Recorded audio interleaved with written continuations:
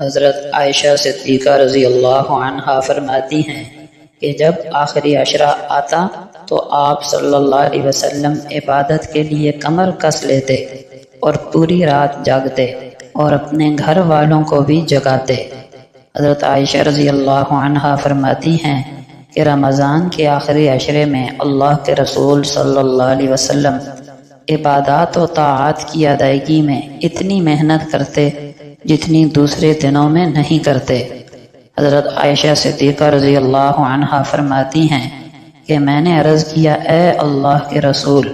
اگر مجھے معلوم ہو جائے کہ کون سی رات شب قدر ہے تو میں اس میں کیا کہوں؟ آپ نے فرمایا، تم یوں کہو، اللہم انک عفو تحب العفو فاعف عنی، اے اللہ یقیناً تو معاف کرنے والا ہے اور معاف کرنے کو پسند فرماتا ہے، اس لیے مجھے بھی معاف فرما دے۔ حضرت عبادہ بن صامت رضی اللہ عنہ سے روایت ہے کہ آپ صلی اللہ علیہ وسلم نے ایک مرتبہ رمضان کے قریب فرمایا کہ رمضان کا مہینہ آ گیا ہے جو بڑی برکتوں والا ہے، اللہ تعالیٰ اس میں تمہاری طرف متوجہ ہوتے ہیں اور اپنی رحمت خاصہ نازل فرماتے ہیں،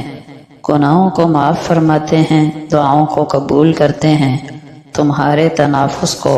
یعنی عبادات میں ایک دوسرے سے آگے بڑھنے کو دیکھتے ہیں اور ملائکہ سے فخر کرتے ہیں، بس اللہ کو اپنی نیکی دکھلاؤ۔ بد نصیب ہے وہ شخص جو اس مہینے میں بھی اللہ کی رحمت سے محروم رہ جائے۔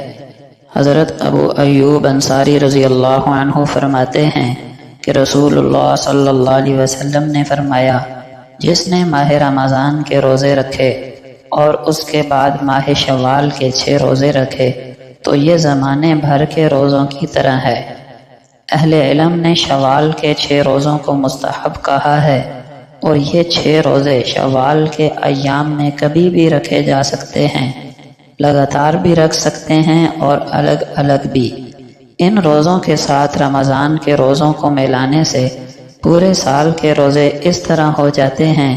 کہ ایک نیکی 10 کے برابر ہوتی ہے، جس کے مطابق رمضان کے 30 روزے